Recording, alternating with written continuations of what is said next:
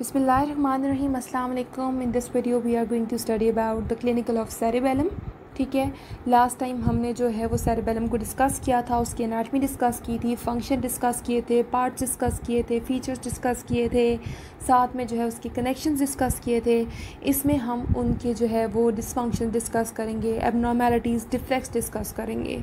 ठीक है, अब बेसिकली हमने जो है वो सेरेबेलम के 3 फंक्शंस पढ़े थे। अब सेरेब्रल डिसफंक्शन होगा तो वो 3 फंक्शन जो हैं वो परफॉर्म नहीं होंगे। ठीक है, पहला हमने फंक्शन पढ़ा था कि मसल टोन मेंटेन करता है सेरेबेलम। तो जब डिसफंक्शन होगा, जब कोई लीजन होगा, जब कोई डिफेक्ट होगा तो मसल टोन डिक्रीज़ हो जाएगी। दूसरा हमने पढ़ा था कि बैलेंस मेंटेन होगा। तो जब कोई लीजन होगा, कोई डिफेक्ट होगा तो इम्बैलेंस कॉज होगा।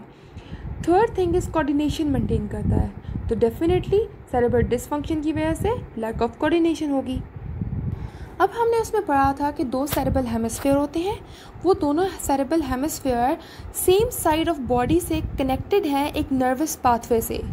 ठीक है, अब राइट साइड का cerebral hemisphere right side of body connected है, लेफ्ट साइड का cerebral hemisphere left side of body से कनेक्टेड है। और सेरेबेलर हेमिस्फीयर है, सेरेबेलम है, बेसिकली इसका मसल टोन और जो मसल मूवमेंट है उसकी कोऑर्डिनेशन मेंटेन करना काम है। अब जो सेरेबेलर लेजन्स हैं वो हमारे पास 2 टाइप की होती हैं। एक जो बहुत सडन होती हैं, जिनके साइन और सिम्टम्स बहुत स्वेयर होते हैं और जो कम्प्लीटली रिकवरेबल होती हैं, इन लेजन्स को हम बोलते हैं एक्यूट। और एक वो होती हैं जिनके साइन और सिम्टम्स तो लेस स्वेयर होते हैं लेकिन वो कम्प्लीटली रिकवरेबल नहीं होती, उनको हम बोलते हैं क्रोनिक। अब following are the features of the cerebral dysfunction, जिसमें हमारे पास हाइपोटोनिया आ जाती है, एटेक्सिया आ जाता है, dysarthria, tremor, ocular motor dysfunctions आ जाते हैं। सबसे पहले we are going to discuss about hypotonia.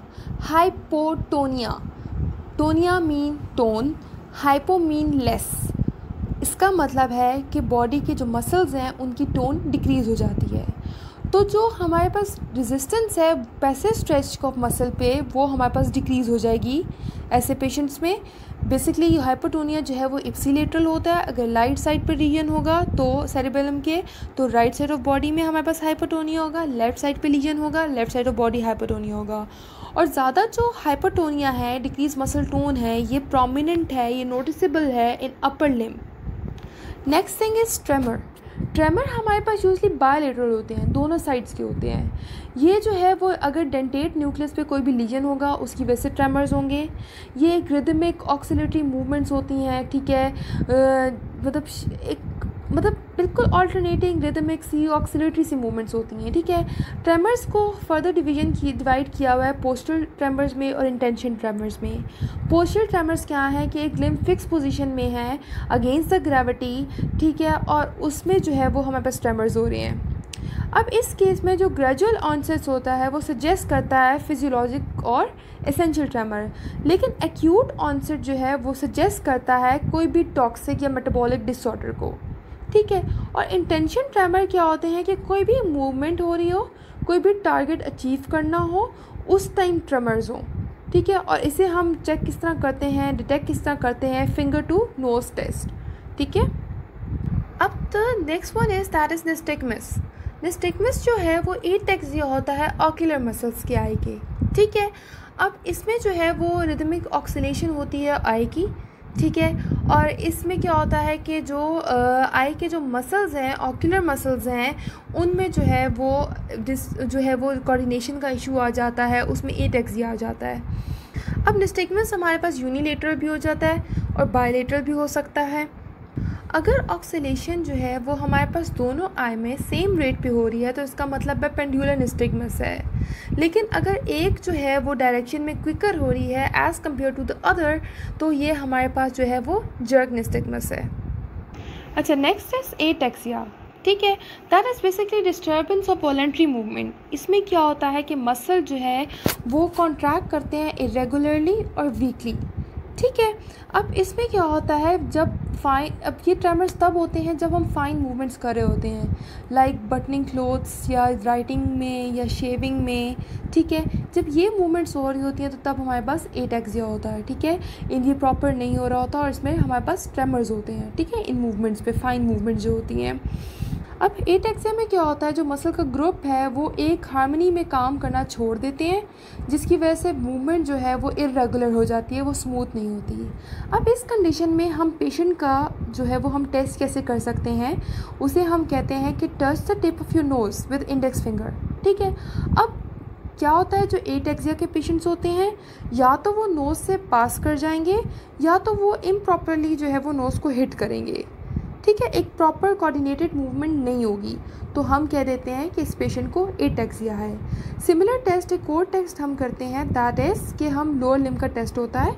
ठीक है, उसमें क्या होता है कि हम पेशेंट को कहते हैं कि एक जो हील है ऑफ 1 फुट उसको ऑपोजिट लेग की शिन पे टच करना है, लेकिन पेशेंट नहीं कर सकते, तो इसका मतलब उसे हम एटैक्सिया कंसिडर करेंगे। तो बेसिकली होता क्या है एटैक्सिया में, ठीक है, इसमें ये होता है कि जो डिफेक्टिव जो टाइमिंग होती है, जो कॉन्ट्रैक्शन होती है एगनिस्ट की और एंटागनिस्ट मसल की, उनकी जो टाइमिंग है, उनका जो सीक्वेंस ऑफ कॉन्ट्रैक्शन है वो एक प्रॉपर नहीं होता, वो इम्प्रॉपर होता है। ठीक है, जिसकी वजह से परफॉर्मेंस जो है, जो मूवमेंट है वो इतनी स्मूथ नहीं होती। अब जो एटैक्सिया ये हमारे पास लिम्स में भी हो सकता है, ट्रंक में भी हो सकता है, ठीक है, और गेट में भी हो सकता है। ठीक है, अब ये डिपेंड करता है कि कौन से पार्ट सेरेबेलम का इन्वॉल्व है। ठीक है, अगर वर्मिस पे हो रहा है तो वो एक्सियल एटैक्सिया होगा। ठीक है, अब अगर ट्रंक का एटैक्सिया है तो उसमें हमारे पास ट्रंकल इनस्टेबिलिटी होगी, वो बंदा किसी भी डायरेक्शन में गिरता रहेगा।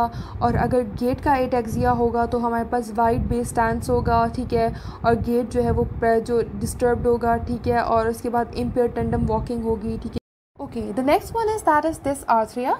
डिसआर्थरिया में basically there is ataxia of muscle of larynx. ठीक है, जो लेरिक्स के मसल्स हैं उनमें एटैक्सिया होगा। अब हेमिस्फेयर का लेजन जो है उसका एसोसिएशन है हमारे पास स्पीच डिसऑर्डर से। अब डिसआर्थरिया में क्या होता है, हमारे पास आर्टिकुलेशन जो है वो हमारे पास जर्की होती है, स्पीच जो है वो एक्सप्लोसिव होती है, ग्रावल्ड होती है, स्लर्ड होती है। अब जो नेक्स्ट है दैट इज़ डिस्टियोकोकाइनेसिया। ठीक है, इसमें क्या होता है कि बेसिकली ऑल्टरनेटिंग जो मूवमेंट है रैपिडली वो पेशेंट परफॉर्म नहीं कर सकता। ठीक है, अब इसका हम टेस्ट करने के लिए पेशेंट को क्या कहते हैं कि अपना जो फोरआर्म है उसको प्रोनेट और सुपिनेट करो रैपिडली।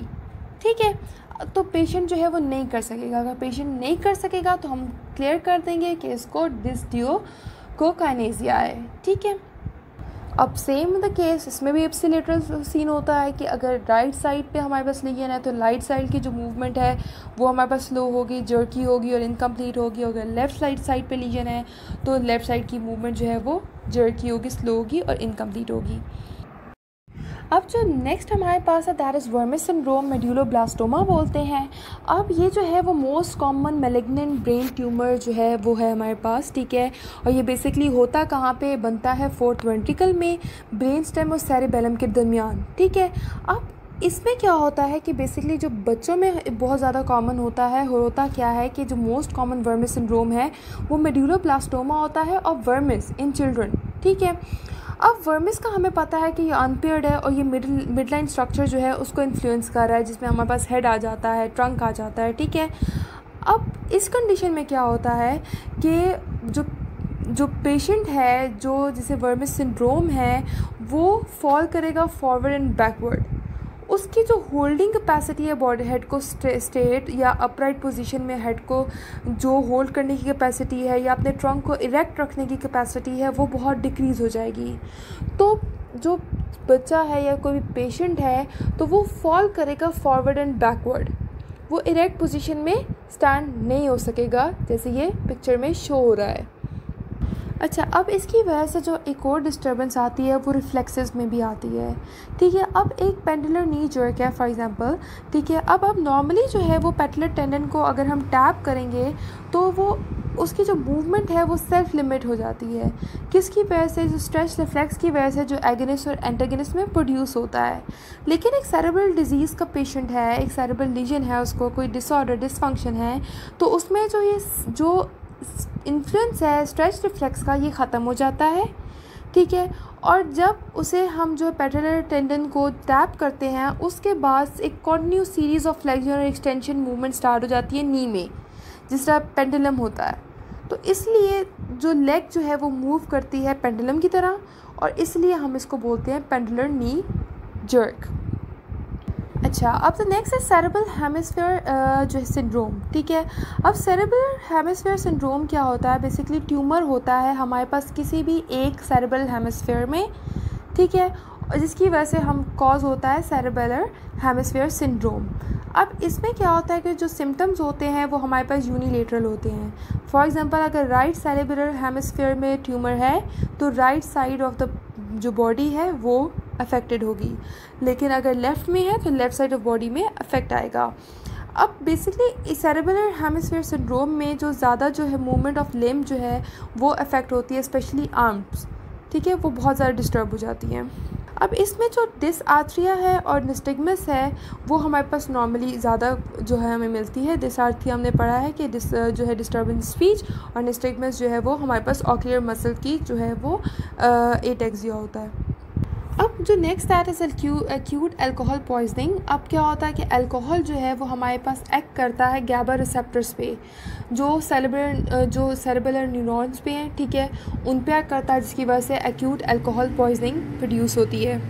अब ये कुछ इसमें मेंशन है कुछ डिजीज़ जो इन्वॉल्व करती हैं हमारे पास सेरेबेलम को, ठीक है, जिसमें हमारे पास हाइपोप्लेजिया आ जाता है, ट्रॉमा आ जाता है, कोई भी इन्फेक्शन आ जाता है, ट्यूमर आ जाता है, ठीक है, उसके बाद मल्टीपल स्क्लेरोसिस है, वेस्कुलर डिसऑर्डर है जिसमें हमारे पास थ्रोम्बोसिस है सेरेब्रल आर्टरीज़ का, ठीक है, पॉइजनिंग विद हैवी मेटल्स, ठीक है, इन सब में जो है हमारे पास सेरेब्रल ये सब जो है सेरेबेलम को इन्वॉल्व करती हैं। अब जो बेसिक डिफेक्ट्स है ना हमारे पास सेरेब्रल डिजीज़ के, दे आर हाइपोटोनिया, और दूसरा जो है वो loss of influence of cerebellum on the activities of cerebral cortex. अब जो लास्ट चीज़ जो मेंशन है दैट इज़ कैकोट्रायड, ठीक है, that is combination of nystagmus, dysarthria and intention tremors. ठीक है, अब ओवरऑल इसको सम अप करते हैं। क्लिनिकल एबनॉर्मेलिटीज़ ऑफ सेरेबेलम में क्या क्या आ जाते हैं हमारे पास? एटेक्सिया आ जाता है, डिस्ट्यूकोकाइनेसिया आ जाता है, डिसआर्थरिया आ जाता है, failure of ordinary progression of the movement आ जाता है, सेरेब्रल निस्टैग्मस आ जाता है। ठीक है, ये सारे के सारे क्लिनिकल एबनॉर्मेलिटीज़ ऑफ सेरेबेलम हैं। अब ये लास्ट में जो टेबल जो है वो हम जो है इसमें क्या बताया हुआ है, बेसिकली इसमें जो सेरेबेलर डिसऑर्डर्स हैं उनके साइंस बताए हुए हैं, ठीक है, मैनिफेस्टेशंस बताई हुई हैं। फॉर एग्जांपल, अगर एटेक्सिया है तो उसमें क्या मैनिफेस्टेशन है? उसमें वाइट बेस्ड गेट होता है, ठीक है। सिमिलरली डिकम्पोजिशन ऑफ मूवमेंट है, उसमें हमारे पास एक सीक्वेंस फाइन मूवमेंट जो है वो परफॉर्म नहीं हो सकती। द नेक्स्ट इज डिसआर्थरिया, उसमें जो है inability to articulate word correctly, ठीक है, स्लर्ड स्पीच होती है। उसके बाद डिस्ट्यूकोकाइनेसिया, उसमें हमारे पास एक रैपिड ऑल्टरनेटिंग मूवमेंट परफॉर्म नहीं कर सकता पेशेंट। फिर डिसमेट्रिया है, उसमें जो है वो हमारे पास कंट्रोल रेंज ऑफ मूवमेंट नहीं होती। हाइपोटोनिया है, मसल की टोन डिक्रीज हो जाती है। निस्टिग्मस में जो है रैपिड ऑक्सीलेशन होती है आई बॉल्स की, ठीक है। फिर स्कैनिंग स्पीच है जिसमें हमारे पास स्लो इनंसिएशन होती है हमारे पास। और फिर ट्रेमर्स हैं जिसमें हमारे पास रिदमिक ऑल्टरनेटिंग ऑक्सीलेटिंग मूवमेंट होती है लिम्ब की, ठीक है। As it approach the target तो इंटेंशन ट्रेमर होगा, और अगर फिक्स पोजीशन में होगा तो वो पोस्चर ट्रेमर्स होगा, ठीक है। Thank you. At the last but not least, important questions for FUIC students are mentioned in description box. Thank you.